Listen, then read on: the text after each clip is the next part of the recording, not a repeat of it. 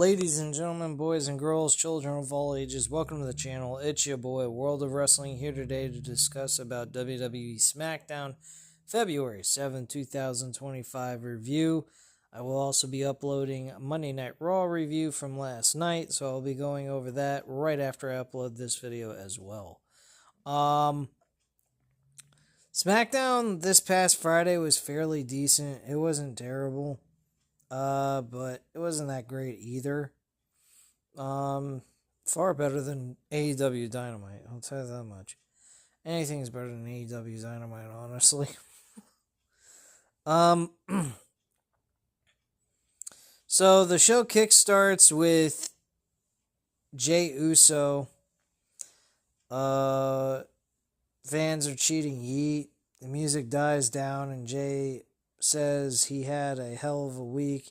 He got a lot of love from his family, his friends, and from the fans. Fans chant, "You deserve it," and he circles around the ring. He says he is there to pick a champion to main event WrestleMania on Monday night. He had the ring general Gunther, and it's only right for him to be on SmackDown and stand face to face with the WWE champion. Jey introduces Cody Rhodes to the ring, and out comes Cody Rhodes to a loud pop from the crowd. He and Jey hug in the ring, and Cody says he thinks he knows what Jey wants to talk about. Jey tells Cody he knows why he's there, and he has two choices to make. He can stand across from Cody at WrestleMania, and that will mean a lot to him, or he can stand next to him with Cody still WWE champion, himself new world heavyweight champion. Cody tells him it's a choice to make, and he spoke to his doctor this week. He told him that he has fluid in his elbow that needs to be drained and a few other stuff too. He says his doctor is a nice guy, but he isn't WWE champion. Cody tells Jey that his heart is full and he is very proud of Jey Uso winning the Royal Rumble. He tells Jey that it is his choice, but that WrestleMania sign he had his choice taken away from him last year, but this year Jey makes his. He says it was a big year for them. They won tag team gold together this year. I think they're talking about 2023. Cody tells him that in order for this title reign to be complete, he has to go to WrestleMania and win. Both men shake hands, and Jacob Fatu and Tama Tonga come out. Tama shushes everyone, and Fatu tells Cody that last year Cody took the title from his family, but as of now, his family needs that title back. Fatu says that takes him to Jey Uso. He tells him that if there was anyone to bring back that title to the family, it sure as hell would not be Jey. Tama Tonga advances and Jey super kicks him, but Fatu knocks Jey down, and Jacob runs into Cody's elbow, and Cody is down in the corner. Fatu goes for the hip attack, but Jey hits him with a super kick, and Cody with the Cody cutter. Fatu gets back to his feet, but both Cody and Jey clothesline him to the outside of the ring. Jey Uso's music hits as Jacob Fatu and Tama Tonga retreat. We then get a match between Bianca Belair and Piper Niven. But Bianca Belair actually wins this match. She's moving on to the Elimination Chamber. I think she's a good addition to this matchup. I think it's going to be pretty good between those, with the ladies that are already in it. We cut backstage to Nick Aldis, and in comes Carmelo Hayes. Aldis tells Hayes that Adam Pearce had a request for Hayes to face a Raw superstar. Hayes tells him that won't happen. The door knocks, and in comes Akira Tozawa. and Aldis tells Hayes that Hayes attacked Tozawa at the Rumble and could have cost him a match at WrestleMania. Hayes says he changes his mind and begins to walk away. Tozawa yells out, "Air ball," as Hayes walks away. And Hayes looks back and whatever. Hayes and Tozawa later on in the show had their match, and I will say I think the match went on a little too long compared to the level of talent Tozawa is. Carmelo Hayes being at where he's at this point and what he's been doing, it is kind of troublesome to see that he was booked in a match to go in a full throttle competitive match when it should have been one-sided in less than 5 minutes. Unfortunately, that was not the case. The match did last quite a while, I think 10 to 13 minutes, and Carmelo Hayes, though, still picked up the victory, but he didn't look very strong in this match based on the way they booked him. So I think that was pretty telling about where they're at with Carmelo Hayes, honestly. Next, WWE Tag Team Champions DIY are in the ring. Gargano says they beat the Motor City Machine Guns twice at the Royal Rumble, and officially they are the best tag team in the world. Ciampa says that the chances of Motor City Machine Guns ever holding the titles again are dead, and it's hard because I have nothing but respect for them. Ciampa says 11 years ago the Motor City Machine Guns were their favorite tag team. Ciampa asks everyone to stand up, and out come Pretty Deadly. They tell DIY that they wanted to come out and remind DIY how many times they helped them retain the titles, and DIY tells them that this is a time to have a minute of silence for the Motor City Machine Guns. Out comes Nick Aldis, and he tells DIY that they don't have a say to call their shot, and Pretty Deadly can earn a title shot. He announces Pretty Deadly against DIY for right now, and if Deadly win, they will earn a tag team title match. Don't like this. And on top of it, DIY is wrestling in their street clothes, which I thought was odd. And they end up losing this match too. I did not like any of that. I think that was poor booking decision, especially being tag team champions and losing to Pretty Deadly. So now they got a title shot. I don't believe they're going to win. I would hope not. That would be really terrible. I honestly think this is going to lead to a multi-tag team matchup at WrestleMania. Probably a 4-way. Motor City Machine Guns, Pretty Deadly, and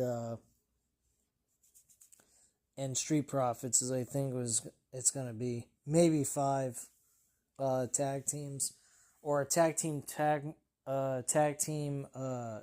turmoil type match by eliminations at WrestleMania, where they have 5 teams, and because I think the Los Delgado Fantasma are actually in this as well.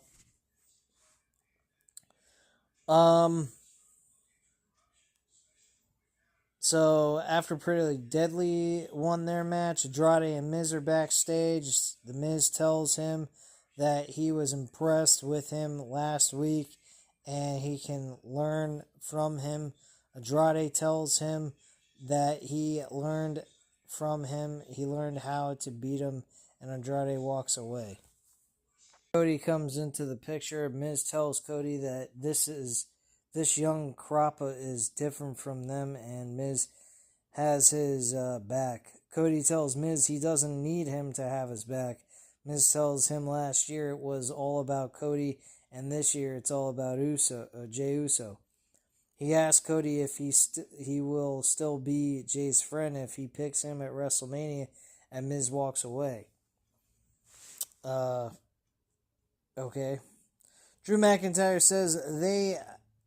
says that after he got eliminated by some coward at the Royal Rumble, he drove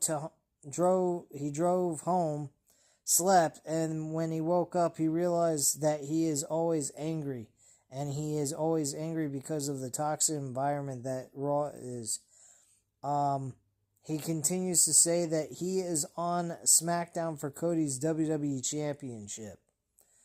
Jimmy Uso's music hits and out he comes. He tells Drew that he has to earn his spot tonight, and he is there to earn his spot at the Elimination Chamber. Drew, Jay,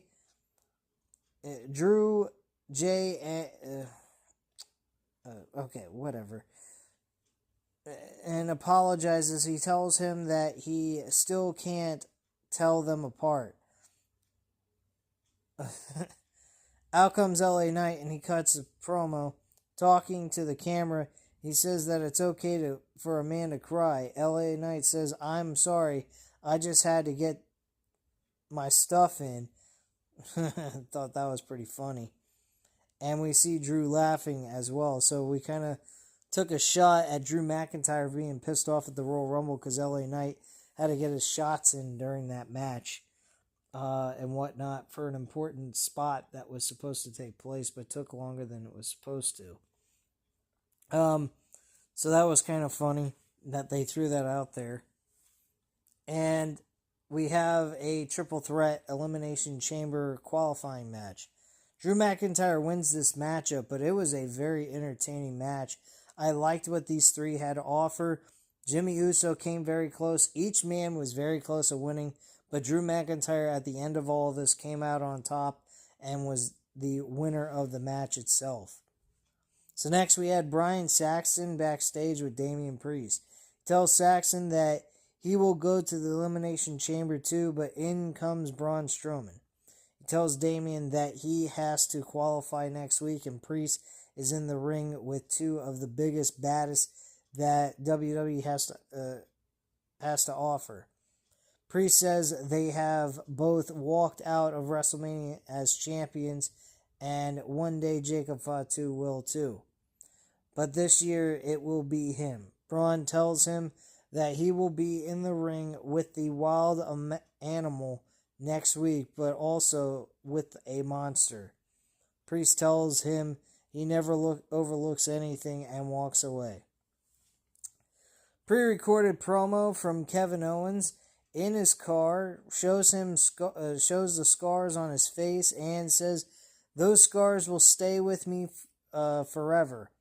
And during the match, Sami Zayn stayed at ringside doing nothing about it, watching him get his ass kicked. His career almost ended, and Zayn didn't even step in to do anything. But during the Royal Rumble match, what does he see? Sami Zayn actually trying to help Roman Reigns from not getting eliminated, and all he asked in return is for Sami Zayn to do the exact same thing, to call off Cody Rhodes or do something where his career wouldn't have been ended, possibly ended and whatnot, and show the exact same care.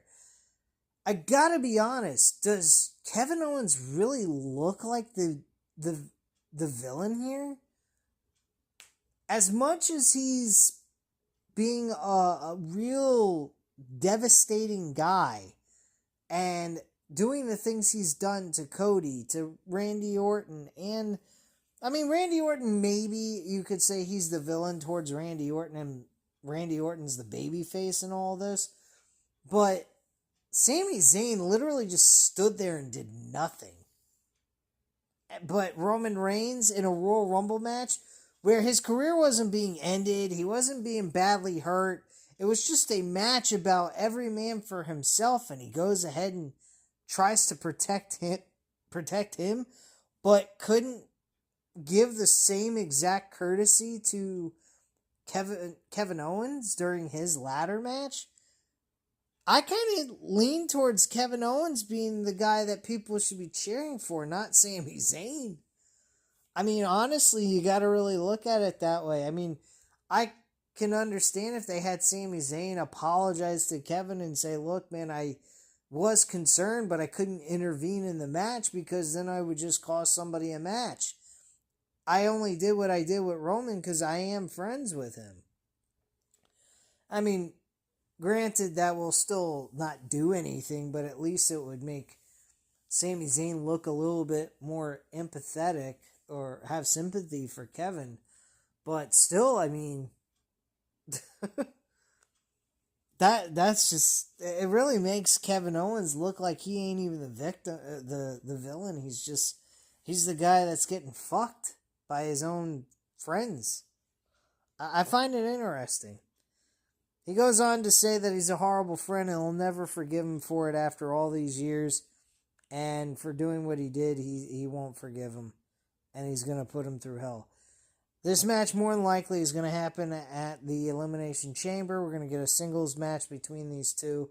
Randy Orton's going to show up and he's going to fuck over Kevin Owens in the match at Elimination Chamber, or just get involved and beat the living shit out of him. And then we're going to have a match between Orton and Kevin Owens at WrestleMania. We get a Kurosawa versus Carmelo Hayes one-on-one. I've already discussed this. The Carmelo wins, but a little too... He wins the match in very... It shouldn't have even been competitive. Anyway, we cut back, and R-Truth is with Tozawa, holding him. He sees Jey Uso backstage and drops Tozawa to the floor. He tells Jay that he always saw him as a king, and now he is king of the ring. Jay tells him he's a Royal Rumble winner, and he should go check on Tozawa. In comes Cody, and Jay tells him he would like to go face-to-face with Cody, but he has personal problems with Gunther. Jay tells him he is undecided and walks away. There's also during this that the writer from WrestleView did not state. He states that R-Truth said he's all yeet out. Jey Uso almost started cracking up laughing from that segment. You could literally see him trying to hold back laughter during that. That was really funny. Next we have Charlotte Flair. God almighty, I can't stand this. Charlotte Flair's in the ring. Pretty much, she says when she hears booze, she hears money. She calls out Tiffany Stratton. Tiffany Stratton comes out and she's basically saying, I'm the top woman in this division. I'm the one that's been making WWE a hot product. And she looked up to her at one point in her career, but now she doesn't even look at her at all. She is everybody was going to say that she's going to be the next Charlotte Flair, but she became the first ever Tiffany Stratton, and she thinks she's bigger than her and whatnot. Nia Jax comes out, challenges her for the WWE Women's Championship. I believe that's next week on Smackdown. She'll be challenging her for the title. I will not be providing a Smackdown review next week. I will be out of town doing some things for Valentine's Day with my wife, so there won't be no Smackdown review. I won't even be watching Smackdown. I'll probably have to catch it another time. But all honesty, I don't know why they're booking this match, but I guess it's to tie up the ends of the situation that occurred with Tiffany Stratton and Nia Jax. She beats Nia Jax. Of course, she's closing up loose ends with her and winning it in a legitimate match instead of winning it by, going ahead and beating her in a cash-in and whatnot. So Charlotte Flair's like, well, I'll be sitting back watching this match and keeping a close eye on it because I'm really curious who's going to win this match. And that's pretty much where this ends. We get Alexa Bliss versus Candice LeRae one-on-one for a qualifying match. And Alexa Bliss actually wins this matchup and walks away. She's going ahead and getting into the chamber as well. Next up, we have the main event. Cody Rhodes and Jey Uso will face Jacob Fatu and Tama Tonga in a tag team match. Fairly decent matchup. Cody, though, picks up the victory for his team And then as he's celebrating, Solo Sikoa ends up going ahead. Samoa spiking him as SmackDown goes off the air. Where this leads to, I have no idea with Solo Sikoa. I don't know why we're getting a championship match, but whatever. I really don't know. I don't know, honestly. But to be perfectly honest with you, I'm not interested in a Solo Sikoa versus Cody Rhodes match for the WWE Championship again, while we wait to see who's going to face Cody at Mania. I honestly don't think that is something I'm interested in. But it is what it is. I'm sure it's not going to be the last match on the show. I would hope not. I would think that CM Punk, the Men's Elimination Chamber match, will be the closer of the show. So we'll have to wait and see how that all goes down. But anyway, guys, that's all I have to say at this time. You know what to do. Hit the like button if you liked the video.